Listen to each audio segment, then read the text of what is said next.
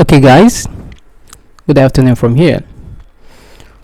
So, today I'm going to give a breakdown analysis on Tesla that I shared with the community and also posted about it on my Facebook page.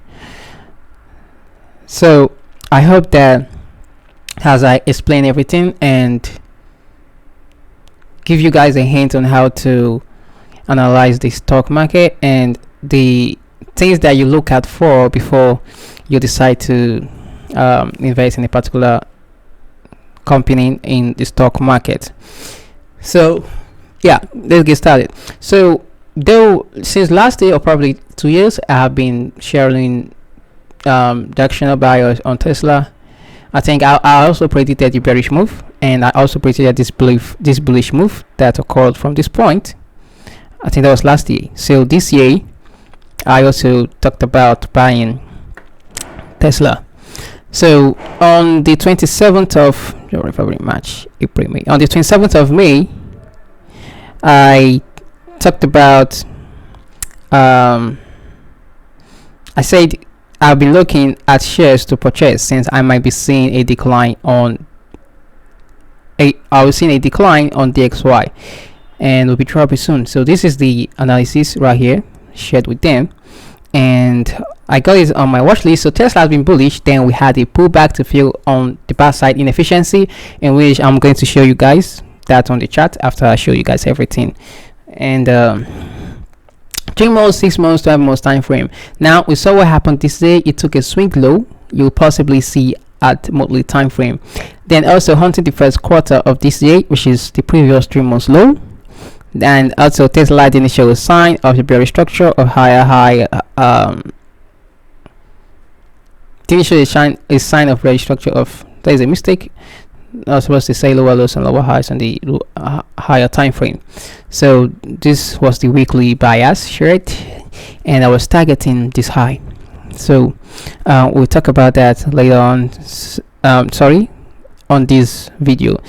Now I explained the reasons to why I am looking on the bullish bias on Tesla right here, and as talked about the weekly time frame, while trading bearish for a pullback is being on a trend line resistance, building up the bar side liquidity pool. Now remember, I made mention of an area of resistance or an area of support level has an area where we have a liquidity pool. So if price trades to an area of support, smart money are willing to buy the stops of people that are actively trading on that area of support. So it's referred to as liquidity pool. So there is enough money below an area of support, and there is a lot of money above an area of resistance. So that is why those trading area of support resistance, they first of all get swept out, right? So you see a wick hunting you before it goes to your directional bias. That is it.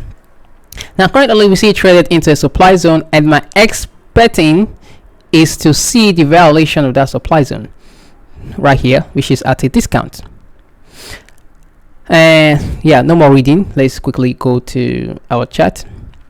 And also, if you check my Facebook page, there was a month also I gave a hint about Tesla. So if you haven't been following me on my Facebook page, you could possibly go and follow me on my Facebook page. And all right, let's see right here, the same day, 25th May.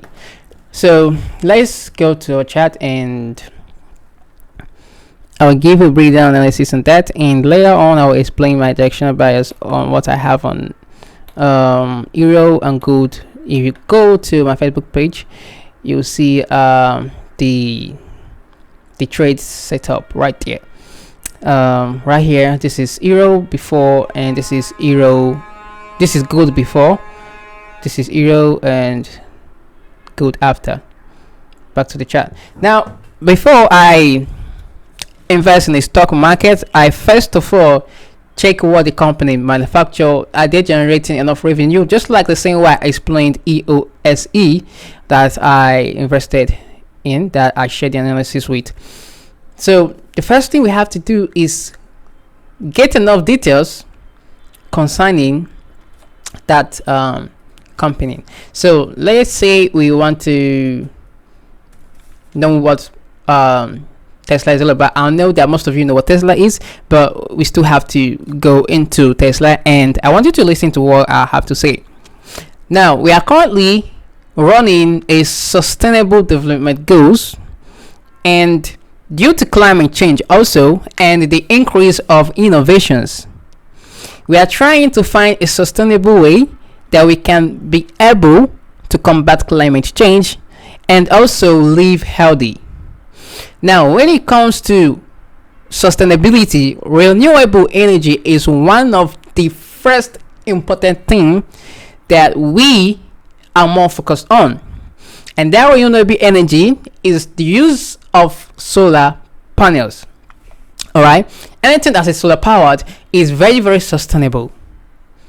Alright, so we have a car that is driven via sustainability, so it does not emit gases that are poisonous to the atmosphere, so we are combating air pollution.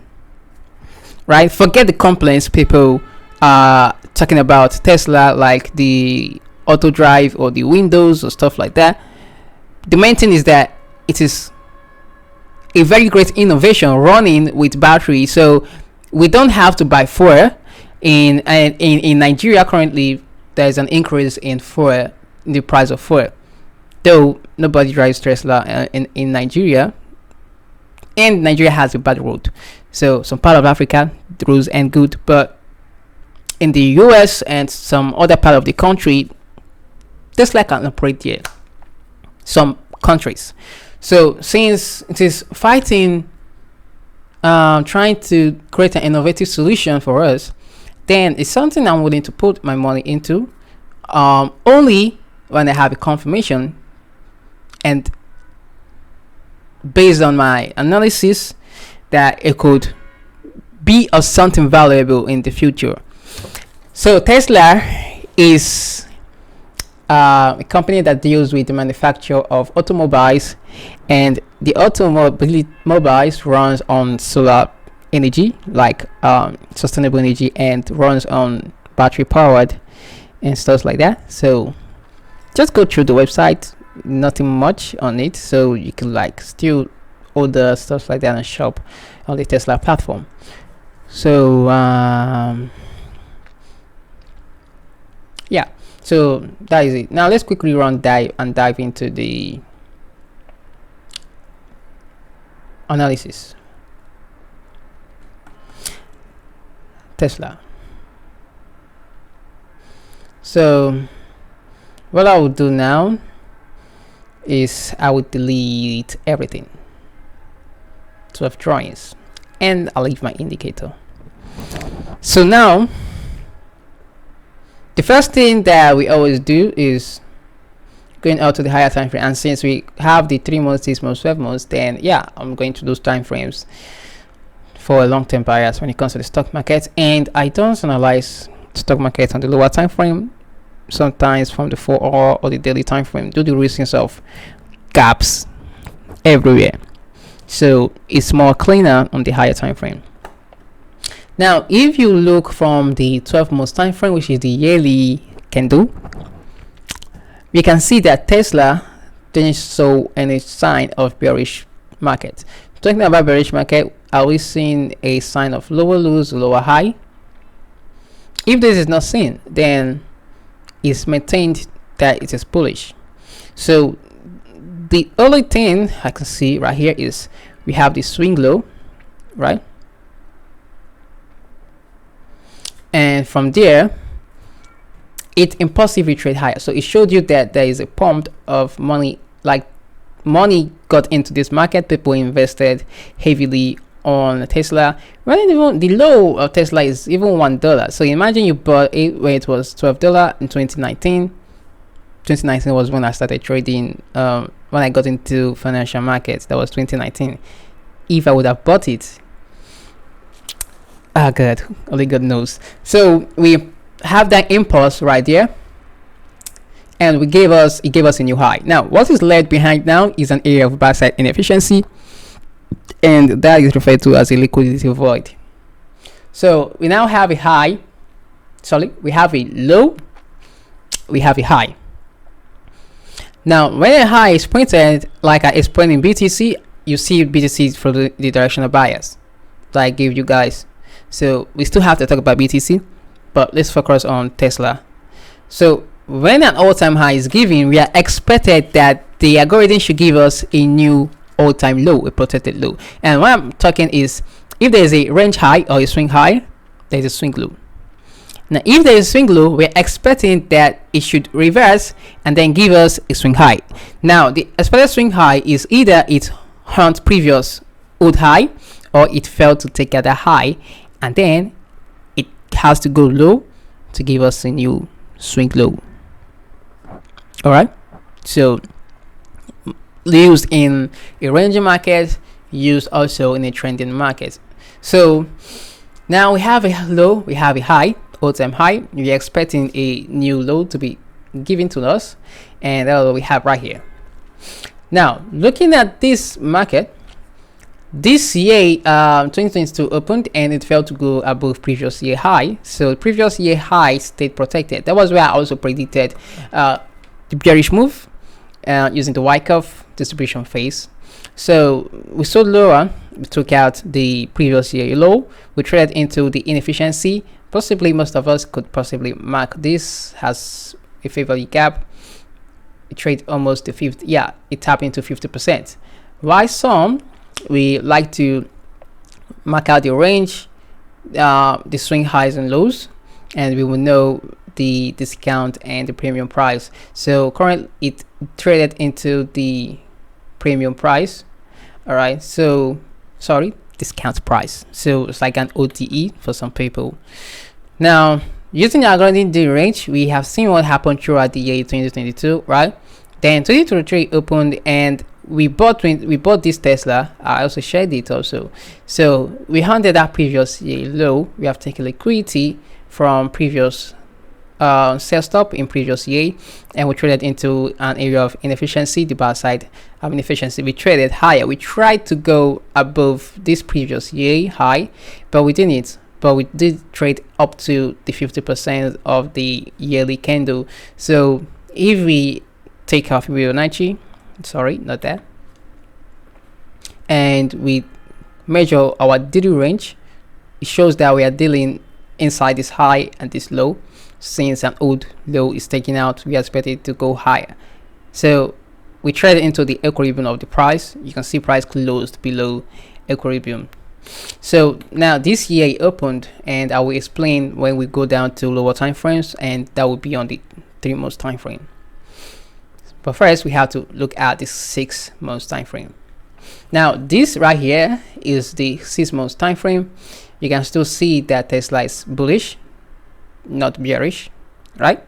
So whenever people talk about, oh god, they start panicking, bearish, yes, it's bearish, but there are points where the market goes bearish and you would know that it is just a retracement, right? Or yeah, a retracement down to the origin of what caused that bullish move.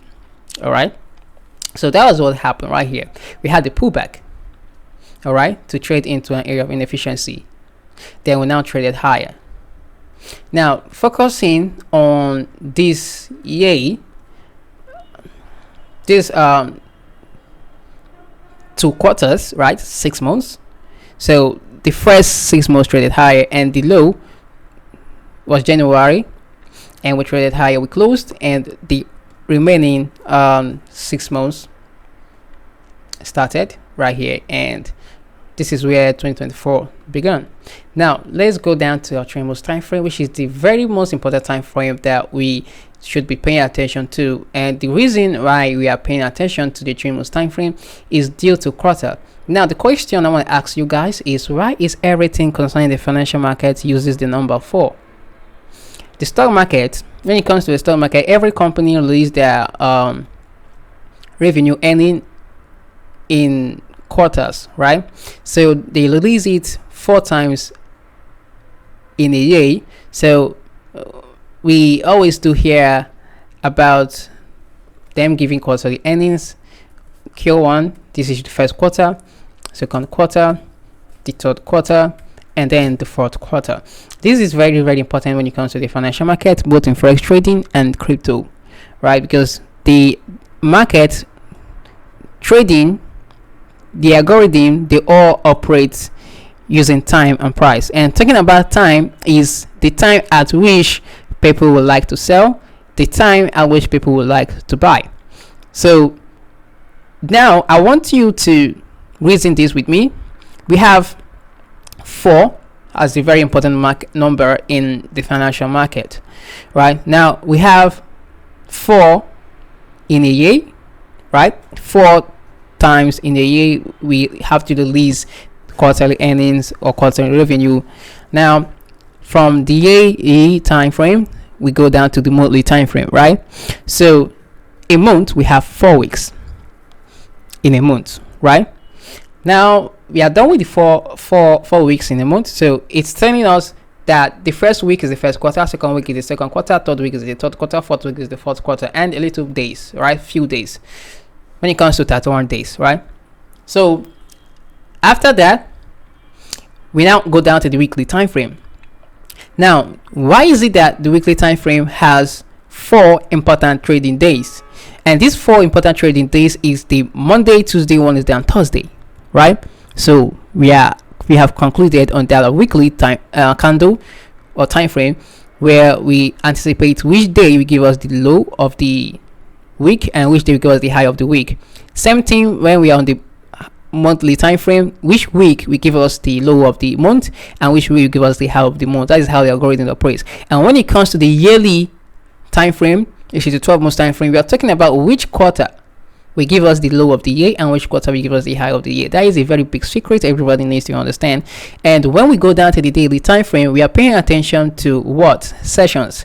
How many sessions do we trade? We trade 4 sessions, which is the Tokyo session, Sydney session, London, and the New York session. Although this Tokyo and the Sydney session is referred to as the Asian session, so it probably look like it's a 3 session, but we know it's actually 4 sessions. So now we can now do that on the daily time frame. We know where we want to trade. I prefer trading New York session.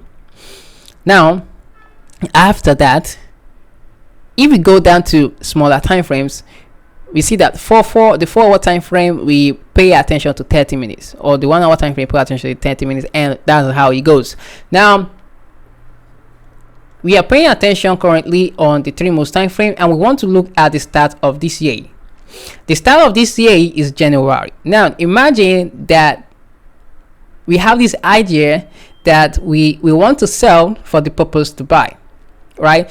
If I want to buy, I am paying attention to which quarter is it gonna be, right? So if the first quarter starts to trade lower, the first quarter is always the opening of the market, so most of the time we don't trade the first quarter, right? So when the first quarter starts trading lower, we are paying attention to what the second phase have to do. Second phase, either it hunts previous phase low or it fails to hunt it, and then we are looking for a structural shift and confirmation to go higher.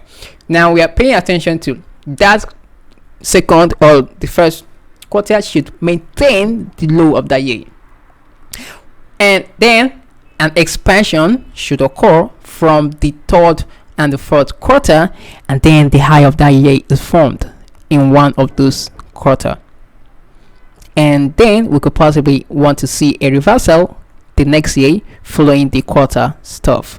Either is it January or April, which is from the first or the second quarter, and we retrace backwards to a particular point of interest, and we just use that to predict where the algorithm wants to deliver price to. So delete. Now January opened, we mark out the opening price of the year right here. Bam. All right, so we started trading below the opening price, right? And when we started trading opening price, we traded lower to take out liquidity, and that is sell stop resting below this low, right? So the first quarter traded, the second quarter opened, and when the second quarter opened, what did we do? We hunted previous 3 months low. Now we hunted previous 3 months low, and at the same time we took out liquidity. So we are hunting an area of sales liquidity pool. So that means that there are people who are willing to sell right here. Since there's a liquidity pool, there are billions of people who are wanting to sell the shares right here, and the smart money, the institutions will be there. We like to buy that particular asset. And one thing I want you to know is that when there's a decline in DXY and there's a decline in BTC, there's an advantage in the foreign market, foreign currencies, and the stock market. So we hunted I'll show you another directional bias or confluence that you can use also. We now have our swing low pointing to us right here. Now another thing that you can get to use is you have to mark your range high and range low. This is the range high. Let me delete this so that we have a very clean, understandable chart. This is a range high. We are trying to mark out the range that we are going to deal with, right? The range that we are going to be dealing with, right? This is a range high, this is a range low. We are inside this area of liquidity, an external high and an external low. So those are the areas that we are paying attention, that we are dealing inside. So with that, we can easily predict where the algorithm wants to deliver price into, which liquidity does it want to be traded into. Now after we mark out our range high and our range low, I can simply use my Fibonacci. And what am I using my Fibonacci to do? I'm using my Fibonacci to find out the equilibrium of that range high and that range low. So we take our horizontal line and we mark out that equilibrium price. Now the reason we are doing this is that price reacts on these zones, right? Now this equilibrium price it means that whatever trading activity that is on this high is equal to what we're having on this low, right? So you actually see how I use my Fibonacci to do that. So that equilibrium price is either when price trades into that equilibrium, there is always a reaction of price. Now that reaction of price means is that if it wants to sell lower, right, if you want to continue a bearish structure, price usually react on the equilibrium of the price, and then it trades lower to be drawn to what? Sell stop, and then it goes lower. You can use that to predict where you want to run to with the confluence of the algorithm range. Now if it reacted on the equilibrium and it starts to consolidate on the equilibrium price, we can say we want to see it go to premium. Now if it goes into the equilibrium price and it fails to trade lower to break structure to confirm that it wants to go bearish from that equilibrium price, we can now say, all right, since it fails to take a low or didn't show a sign of violating a bullish structure that push the price higher and trade into the equilibrium, then we are anticipating that we will be going bullish to that premium price, and we are targeting that liquidity at that premium price when there is a failure to take out the sell side. So that is what we are seeing right here, and that was what I used on Good. If you check my Facebook page, this is the same thing I did on Good. Back to our Tesla. We tried into equilibrium price. We tried to sell lower, but it didn't. With the confluence that we are dealing with the quarter, January opened and we traded low, and that means that if I want to buy an asset, I like to buy below the opening price, which is a very cheap area. I cannot start buying when the market opens. I have to be patient to buy below the opening price. If I want to sell when the market opens, it should first of all trade higher. So I will have the interest to anticipate that I would like to sell above the opening price. Now in this case, the reason is that when you look at your candlesticks, you see that the candle opens and then it trades higher to give you the high of the candle or the bar chart, and then after it gives you the highest price that it needs to be traded, it also have to, it's very compulsory, it is very mandatory. It has to trade lower to give you the lowest price that it has to trade for that particular time frame, and then after it gives you the lowest price, it gives you the closing price depending on where it wants to close. It can even close back to 50%. Now, since we understand this candlestick theory, right, I will give you a course concerning the candlestick theory, but use this to understand this. Now, since we understand this candlestick, right, we know that the candlestick always has an open of the candle, we have the high of the candle, we have the low of the candle, and we have the close of the candle. Understanding this, we can use that to analyze on how the market is trading. So if it starts trading higher, in most cases I'm anticipating to look for a structural shift to sell above the opening price, and otherwise vice versa for buying. And that is what we have right here. So the first 3 months traded lower, the next month open, and we have that sweet sweep on liquidity, perfect hunt. So a failure to go below the discount, what's it called, external low. And if you also use a Fibonacci, it's also reacted at the discount. All right, so this like the discount, this is the premium, 79 is the premium. So we now use the 3 months to explain how it operates, and you can see we're trading up to the opening price, and the target is the short-term high, which is an internal liquidity, and we use that to that, and then after it takes that buy stop, it has to quickly impulsively trade higher to take this old high, long-term high, monthly time frame. So since we have the idea that we are bullish, right, now you might be looking at this lower time frame, and I understand that you could possibly mark this high, low, high, low, high, low, and most of us get to start marking like higher high, higher low, higher high, higher low, high, low, lower high, lower low, right? So it's very perfect, yes. And then price trade into the supply zone, very good. You can take your shots, but then price failed to break the external low. Now I'm using the monthly time frame structure right now. You have a high, low, failed high, low, lower high, lower low, lower high, failed low. It failed to give you a new structure, right? So you have a change of character, a break of market structure, a break of structure, but it failed to sell lower. So I'm not looking for any interest to buy. But then the overall time frame showed me a clean structure that I don't see these things inside here as a structure, because my main focus is the higher time frame directional bias. All right, so also using the range that I'm in to predict the algorithm, the range and prediction. All right, so that's what we saw right here. We see the monthly time frame, we swept an area of order block, we hunted it, right? So we are now trading higher.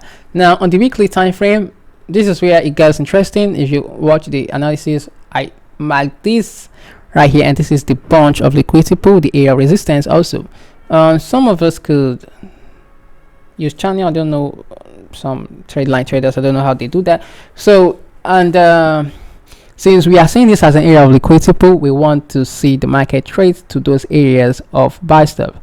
Now this right here explained now is what we call the institutional sponsorship. Price took that set stop right here, right? So we can label that sell stop.